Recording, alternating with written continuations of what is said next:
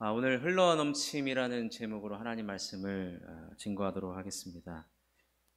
오늘 제가 처음부터 예배를 인도하는데 많이 미숙했습니다. 많이 어리숙했어도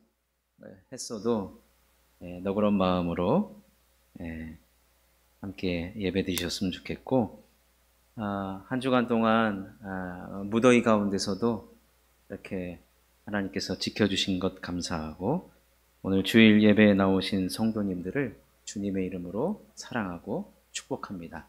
우리 잠시 앞뒤 좌우에 계신 분하고 주의 이름으로 환영하고 축복합니다 이렇게 인사하고 말씀 듣도록 하겠습니다.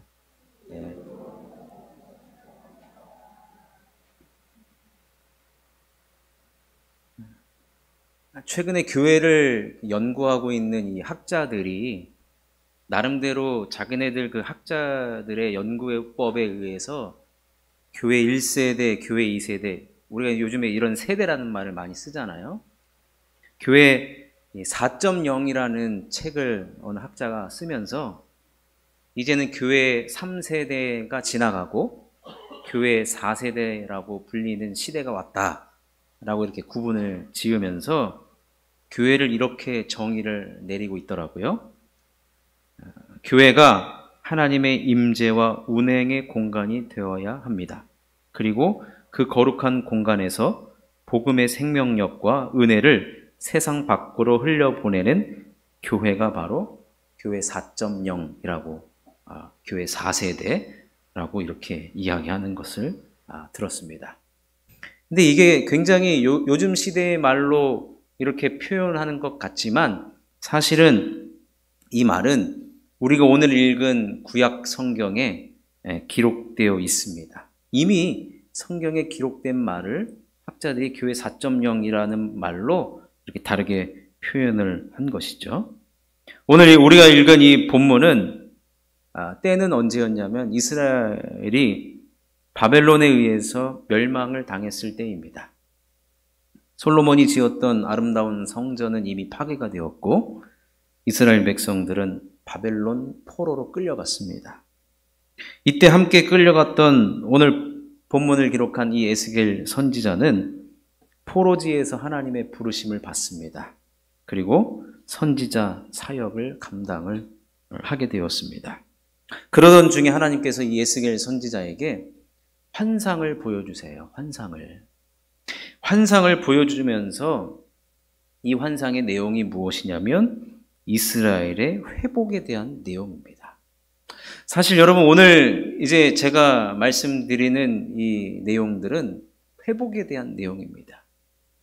그것에 포커스를 두면서 말씀을 들어주시면 좋을 것 같습니다.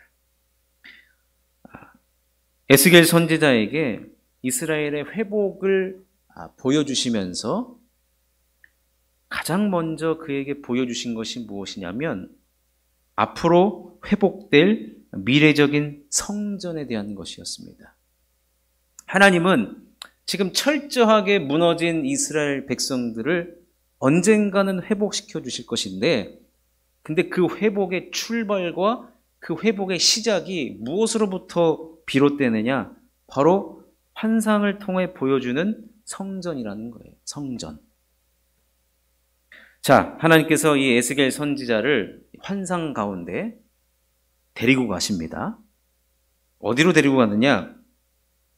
여러분, 우리가 교회 들어올 때 어디부터 들어오죠? 문을 통해 들어오잖아요. 똑같습니다. 하나님도 이 에스겔 선지자를 문으로 데리고 가십니다.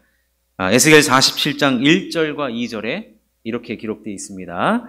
그가 나를 데리고 성전 문에 이르시니 성전의 앞면이 동쪽을 향하였는데 그 문지방 밑에서 물이 나와 동쪽으로 흐르다가 성전 오른쪽 제단 남쪽으로 흘러내리더라. 그가 또 나를 데리고 북문으로 나가서 바깥길로 꺾여 동쪽을 향한 바깥문에 이르시기로 본즉 물이 그 오른쪽에서 스며 나오더라. 환상 속에서 하나님께서 에스겔 선지자를 그 성전 문으로 데리고 갔는데, 이 에스겔 선지자가 성전 문을 가자마자 지금 무슨 일이 벌어지느냐? 물이 나오기 시작하는 거예요. 성전에서 물이 나오기 시작하는 거예요. 근데 맨 마지막에 읽은 물이 그 오른쪽에서 스며 나오더라 라고 하는 말은 히브리어 원어를 보니까 이 물이 조금씩 나오는 게 아니라 흘러 넘치도록 물이 나온다는 거예요.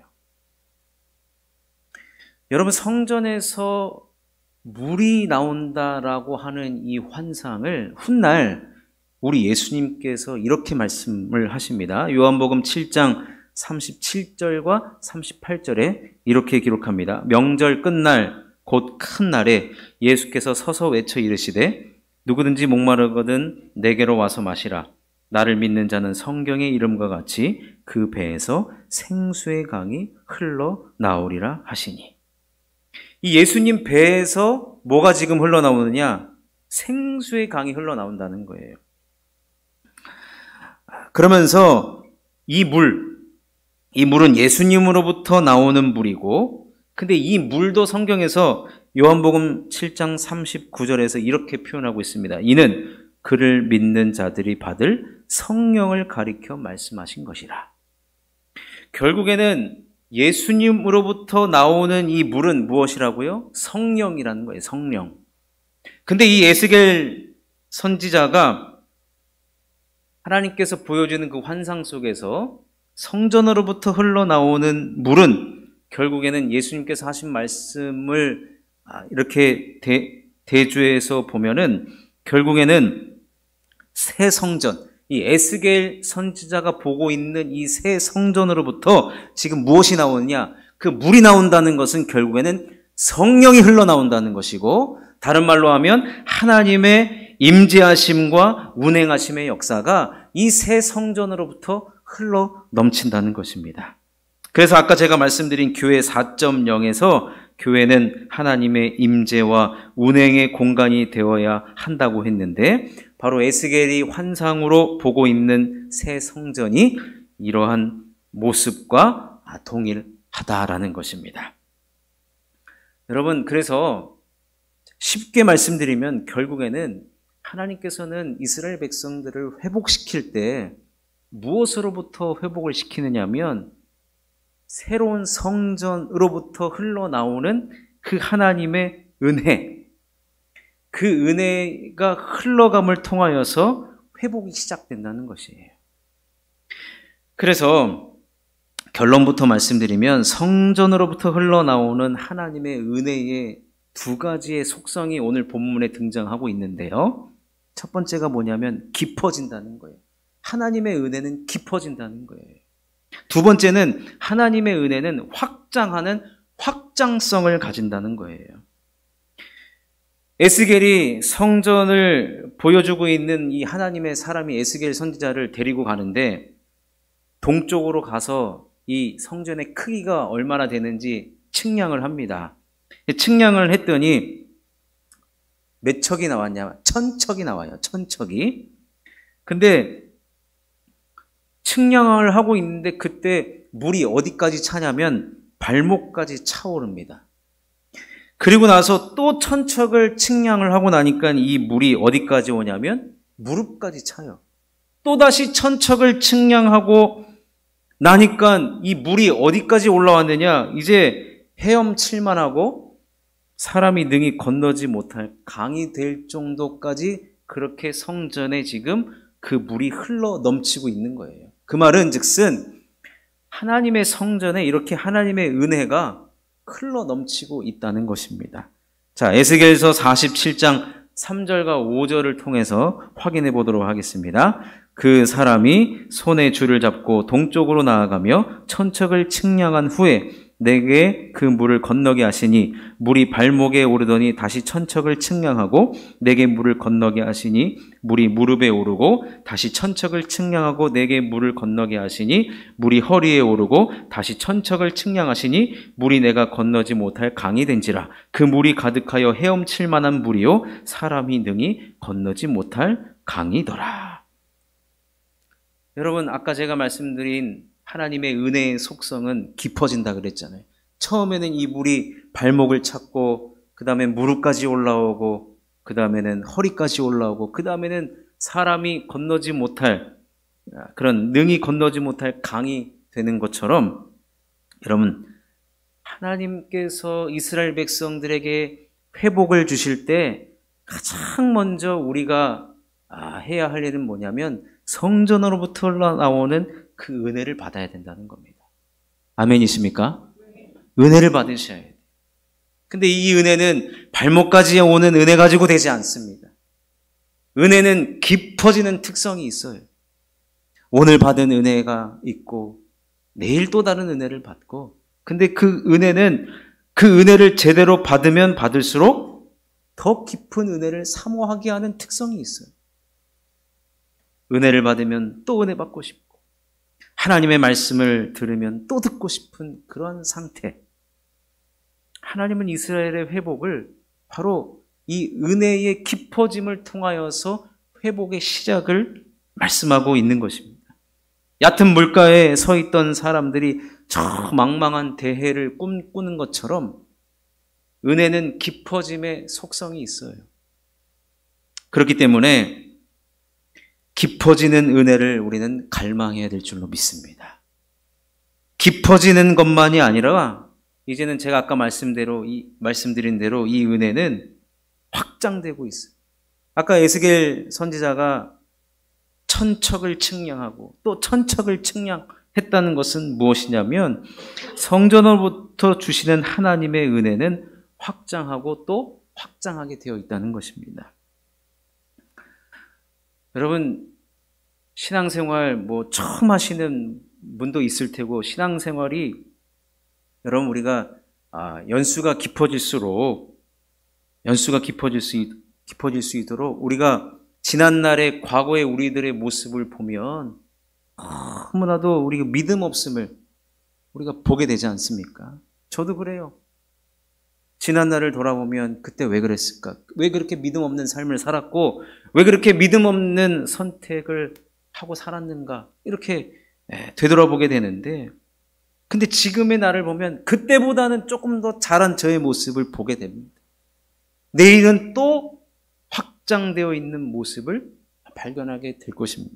이 말은 무엇이냐면 우리가 하나님의 그 은혜의 세계 속으로 들어오면 우리는 깊어질 뿐만 아니라 우리 확장되게 되어 있어요. 그래서 과거에 나 자신만 알았던 내가 이제는 옆에 있는 사람을 챙기기도 하고 사랑하는 모습과 섬기는 모습이 나타나고 있다는 것입니다.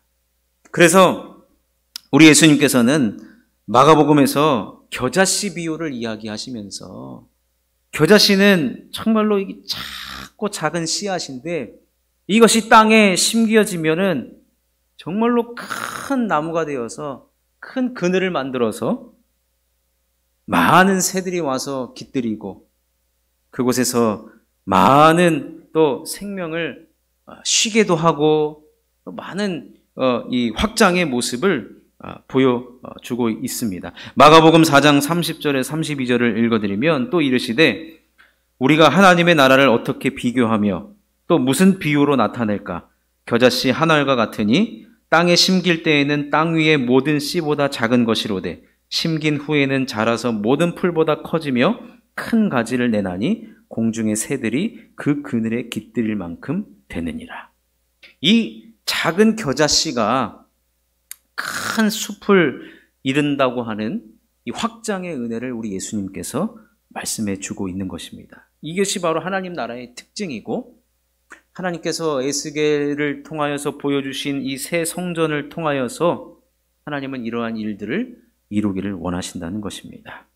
그러니 사랑하는 성도 여러분, 이러한 회복을 말씀하시는 하나님, 그 새 성전을 통하여서 우리들에게 은혜의 깊어짐과 은혜의 확장성을 보여주시는 하나님은 어떤 하나님으로 우리들에게 다가오고 있느냐면 흘러 넘치도록 주시는 하나님이라는 거예요. 여러분, 우리에게 회복을 주시는 하나님은 어떤 하나님이냐? 우리들에게 흘러 넘치도록 주시는 하나님이시라는 거예요. 그래서 하나님은요, 계산적이지 않은 것 같아요. 복을 주실 때 어떻게 주시느냐? 누가복음 6장 38절에 보니까 주라 그리하면 너희에게 줄 것이니 곧 후이되어 누르고 흔들어 넘치도록 하여 너희에게 안겨주리라. 우리 하나님은 우리들에게 복을 주실 때 어떻게 주시느냐 하면은 흘러 넘치도록 복을 주신다는 거예요. 째째하게 네가 이거 하나만 했으니까 내가 너에게 하나를 주겠다, 이렇게 철저하게 계산적으로 주시는 분이 아니라 후이되어 누르고 또 눌러서 빈틈이 없이 그 복이 들어갈 정도로 누르고 흔들어 넘치도록 우리들에게 안겨주시는, 흘러 넘치도록 우리들에게 복을 주시는 하나님이라는 거예요. 여러분, 11조가 어떠한지 아십니까? 11조를 하나님께서 내가 가진 10분의 1을 빼앗아 가시는 분이 아니라 하나님은 우리가 가진 10개 중에 하나를 하나님께 드렸을 뿐인데, 하나님은 어떠한 축복을 약속하신 줄 아십니까? 말라기 3장 10절에 보니까 만군의 여호와가 이르노라 너희의 온전한 11조를 창고에 들여 나의 집에 양식이 있게 하고 그곳으로 나를 시험하여 내가 하늘문을 열고 너희에게 복을 쌓을 것이 없도록 붙지 아니하나 보라. 하나님은 10분의 1만 드린 우리에게 뭐라고 말씀하세요? 복을 쌓을 것이 없도록 붙지 아니하나 보라. 쌓을 것이 없도록 하나님께서 부어주신다는 거예요. 하나님의 말씀입니다. 믿으시기를 주님의 이름으로 축원합니다. 여러분, 구약에 나오는 다윗을 아시잖아요? 다윗은 그의 인생의 버킷리스트가 무엇이었냐면 늘 주님의 성전에서 사는 것을 그는 갈망했습니다. 왜 그랬습니까? 그가 성전에 갈 때마다 하나님께서 그에게 늘 잔이 넘치도록 해주셨습니다. 잔이 넘치도록. 여러분, 다윗의 삶은요, 늘 고생했어요.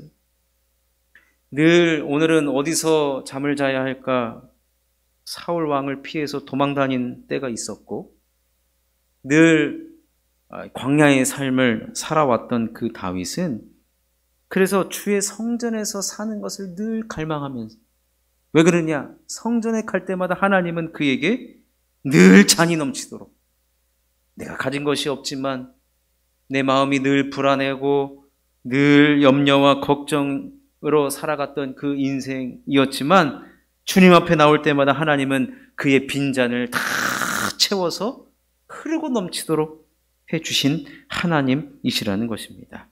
그러니 사랑하는 성도 여러분, 이것이 다윗 그 수천 년 전에 살았던 남의 이야기가 아닌 것이에요. 하나님의 말씀은 지금도 살아 움직여서 여러분들의 삶 속에서 역사하기를 원하시고, 하나님은 이 시간도 이 예배를 통하여서 여러분들에게 흘러넘치는 은혜를 주기를 원하시는 거예요. 발목까지 차올랐던 그 은혜가 오늘 예배를 통하여서 무릎과 허리 그 이상으로 흘러넘치기를 하나님은 원하신다는 것입니다. 그러니 사랑하는 성도 여러분, 오늘 이 시간을 통하여서 흘러넘침의 그 은혜를 다 받아 누리시기를 주님의 이름으로 축원합니다.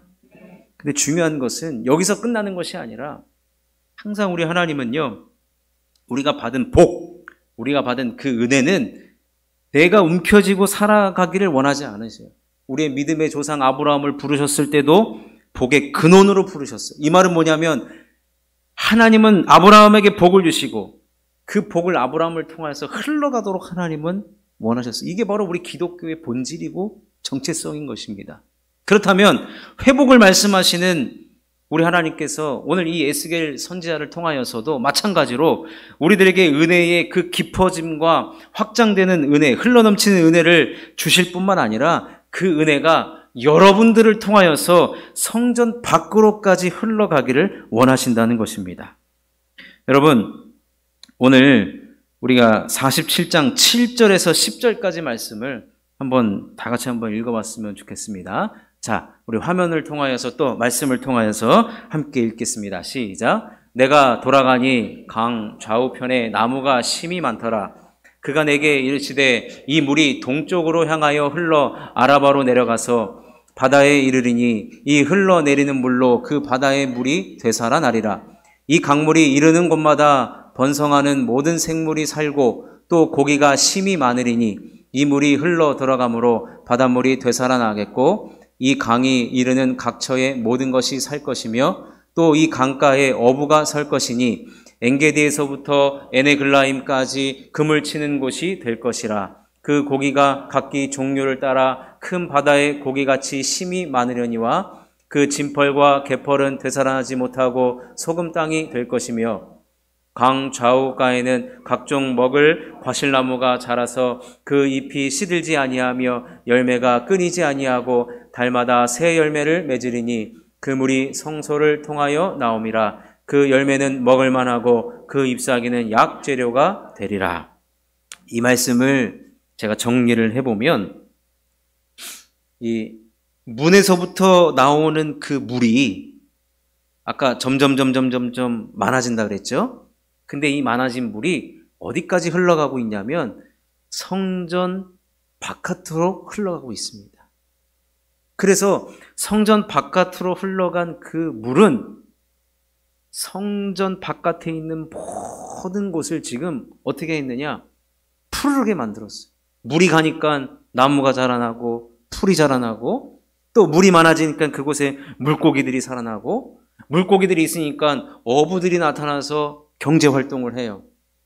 그러니까 당연히 경제가 살아나고 지역이 살아나고 먹거리가 해결이 되고 먹을 것이 많아지고 그런 다음에 마지막에 뭐라고 되어 있습니까? 나무는 버릴 게 없어요. 열매는 먹고 그 잎사귀는 뭐로 사용됩니까? 약재료로 사용됩니다. 그 말은 병이 치유가 된다는 거예요. 여러분 무엇이 느껴지십니까? 하나님의 회복의 역사는요 우리들만의 것이 아니라는 거예요. 먼저 수혜자는 당연히 이 자리에 나와서 성전에 나와서 하나님의 백성으로 선택받은 저와 여러분입니다. 그런데 그 하나님의 은혜를 우리가 흘러넘침의 은혜를 충분히 받고 결국엔 우리를 통해서 우리가 가는 곳마다 무슨 일이 벌어지느냐? 지금은 돌아가셨지만 이어령 장관님께서 우리 기독교로 이렇게 회심하시고 돌아온 다음에 여러 책들을 썼는데 그 중에 생명자본주의라는 말을 쓰셨어요. 생명자본주의. 바로 이것을 이야기하는 거예요. 결국에 여러분 왜 교회가 소망이고 왜 교회가 희망이냐라는 말을 지금까지 해오고 있냐면 여러분 결국에는 이거예요. 성전으로부터 흘러나오는 그 물, 그 하나님의 은혜, 성령의 임재와 운행, 그 흘러넘침의 은혜를 받아 누린 우리를 통해서 하나님은 우리를 통해서 세상을 변화시키기를 원하고 세상에 먹고 사는 문제뿐만 아니라 이러한 모든 것들이 하나님은 해결하기를 원하신다는 거예요. 그러니 여러분 사실은 세상 사람들이 우리를 볼 수밖에 없어요. 정답이 여기 있거든요. 아무리 경제학자가 아무리 머리를 맞댄다 해도 여러분 경제 문제가 해결이 됩니까? 아무리 지금 무슨 기후 문제가 나타난다고 하잖아요. 아무리 학자들이 모인다고 해서 기후 문제가 해결될 것 같습니까? 그렇지 않아요. 오늘 우리가 읽은 본문 말씀에 모든 문제의 해결은 다 여기 들어있는데 여러분 그러니 우리가 우리 이 정체성입니다. 우리 사명감입니다. 그러니 우리가 이곳에서 은혜 받는 것부터 시작을 하셔야 되는데 은혜 받는 것부터 시작을 하셔야 되고 얕은 은혜 가지고는 안 된다는 거예요. 깊어지는 은혜, 흘러넘치는 은혜, 그 은혜를 받아야 내가 있는 곳을 살리고 나도 살고 내 주변에 있는 모든 것들이 살게 된다는 것입니다. 여러분 오늘 지금 아까 12절까지 읽었는데 굉장히 밝은 분위기로 읽으셨어야 돼요. 저도 그렇고 여러분도 마찬가지고. 왜냐하면 경제가 살아나요. 경제가 살아나고 바닷물이 살아나고 아니 여기 보면 환경 문제, 물질 문제 사실 다 모든 문제가 해결돼요. 근데 여러분 보십시오. 우리의 경향은 어떤 경향이냐면 교회와 세상을 약간 구분하는 경향이 있어요. 그 말은 뭐냐면 우리는 교회 일은 교회 일이고 세상 일은 세상 일이라고 생각하는 경향이 많아요. 그래서 내가 주일 예배를 끝나고 교회 문을 나가는 순간은 이제 나는 세상 일을 하는 사람이야. 주님과는 상관이 없어. 그리고 주일날 교회에 오면 교회 일을 한다. 여러 가지 봉사하고 섬기시는 여러 가지 일들. 근데 오늘 본문 보니까요, 성전으로부터 흘러나오는 물이 교회 성전뿐만 아니라 지금 세상으로 흘러나갈 때 이 물은 막 힘이 없이 흘러갑니다. 헷갈릴 수가 있어요. 뭐가 헷갈리느냐? 성전과 세상이 헷갈리지. 성전이 어디고 세상이 어디 있는지 나중에는 물이 가득 찼기 때문에 헷갈릴 그런 일이 벌어지는데, 그 말은 무엇이냐? 하나님께서 우리들에게 말씀하시는 것이 무엇이냐면, 우리가 밖에 나가서 열심히 일하는 것도 사실은 주의 일이라는 거예요. 주의 일이라는 거예요. 은혜 받은 내가 그곳에 가서 그것을 살리고 그것을 또 치유하는 그런 일들을 능히 감당해야 한다는 것을 우리들에게 말씀해 주고 있는 것이나 마찬가지예요. 이 말은 뭐냐면, 내가 있는 영역까지 하나님의 은혜가 안 흘러갈 수가 없다는 거예요. 우리 주님의 은혜가 뻗치지 않는 곳이 없다는 거예요. 해결되지 않았던 자녀의 문제, 집안의 문제, 여러 가지 문제들이 우리 주님의 손이 거기까지는 뻗지 못하겠지라고 생각되지만, 오늘 본문에 의하면 그 물이 흘러가지 않는 곳이 없다는 거예요. 다 흘러 넘치고 다 덮어버리고 오히려 그것을 죽은 것으로 더 해결하지 못하는 것으로 만드는 것이 아니라 모든 것을 해결할 수 있는 충분한 능력이 있다는 것입니다. 그러니 사랑하는 성도 여러분, 무엇부터 시작을 해야 되느냐? 하나님의 은혜를 받는 일부터 시작하셔야 된다는 겁니다. 제가 아까 이 에스겔서는 이스라엘 백성들이 바벨론 포로로 끌려갔다고 말씀드렸잖아요. 이렇게 포로로 끌려갔을 때 지어진 여러 가지 성경들이 있어요. 그 성경들이 말하는 메시지는 딱 한 가지예요. 무엇이냐면, 너희들이 망한 이유, 나라도 빼앗기고 경제 활동도 하지 못하는 그 이유, 그거 무엇이냐? 하나님과의 관계가 틀어졌기 때문에 그래요. 하나님과의 관계가 다시 시작이 되고 그 관계가 회복이 되면 하나님은 모든 문제들, 우리가 해결할 수 없었던 문제들을 다 해결해 준다는 것이 바로 에스겔 선지자에게 보여주신 새 성전의 환상인 것입니다. 이 한 가지만 말씀드리고 마치겠습니다. 우리가 11절까지 읽었는데 굉장히 분위기가 좋아요. 소망이 있고 희망이 있고 치유가 있고 회복이 있고 긍정적인 이미지로들만 성경이 기록되어 있는데, 딱 한 구절 11절만큼은 부정적인 이야기가 쓰여져 있습니다. 한번 읽어보면, 그 진펄과 개펄은 되살아나지 못하고 소금 땅이 될 것이며. 이 말은 무엇이냐면요, 아까 이 성전으로부터 흘러나오는 물이 안 가는 곳이 없어요. 근데 진펄과 개펄, 그 뻘이 있는 데까지 갔는데 무슨 일이 벌어지느냐? 이 두 가지, 진펄과 개펄의 공통점이 뭐냐면 머금는 거예요. 내뿜지를 못하는 거예요. 이 진펄과 개펄은 물이 들어오면은 자기 것으로만 만들고 흐르도록 하지 못하는 그런 성격을 가지고 있어요. 그래서 무슨 땅이 되냐면 소금 땅이 되는 거예요.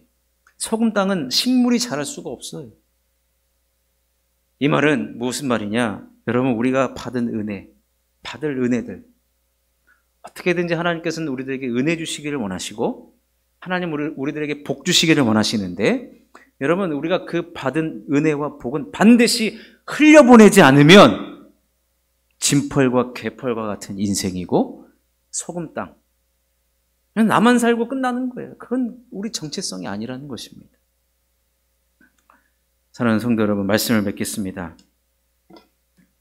하나님은 우리들에게 회복을 주시기를 원하십니다.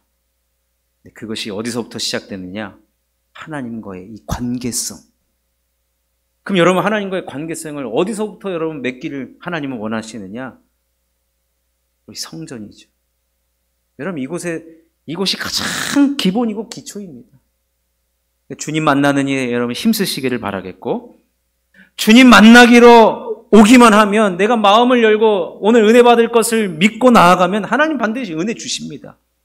근데 그 은혜를 우리는 얕은 물가에서 머물다가 첨벙첨벙 내고 끝나는 인생이 아니라 무릎까지 허리까지 우리를 전체를 다 감싸는 그 은혜로 흘러넘치는 은혜와 그 복으로 말미암아 그것이 우리가 교회 밖을 나가서도 우리가 세상을 나를 통하여서 세상을 변화시킬 수 있는 그러한 하나님의 귀한 성도님들로 함께 쓰임 받을 수 있기를 주님의 이름으로 축원합니다.